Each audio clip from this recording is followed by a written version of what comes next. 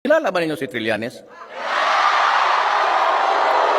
Anong ginawa ng putang ina niya? Di ba nagrebelde? Diyan sa Makati, nagwarawara ng mga baril. Nagmarcha doon, inagaw yung Peninsula na hotel. Nagbarricade doon. Pagdating ng pulis, ang mga duwag ng ulol, nagsurrender ka agad. Tapos naging senador, akala mo nagmamakalinis, ang gago. Nagkokolekta yan sa mga malalaking negosyante. May parang yan lang ang abogado na hindi abogado. Abogado may retainer. Yan, totoo yan. Ang mga malalaking negosyo.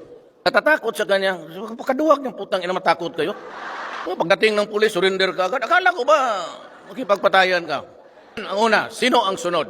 Dilima. Gusto ako ipatanggal. Anong ginawa? Yan ang tragedy, sabi nga nila eh. The tragedy is, siya yung Secretary of Justice. Hawak niya yung prisuhan. Siya mismo went into trafficking. No bail yan. Kaya sige sulat, sige mura sa akin. Ayaw pang admitahin. Nang free advertisement ng siya sarili niya. Sabi niya, hindi yan ako. Pero yung aso na palakad-lakad doon sa tabi ng kama, yung aso niya, yung dala-dala niya kung magpunta siya sa labas. Pagka na lang.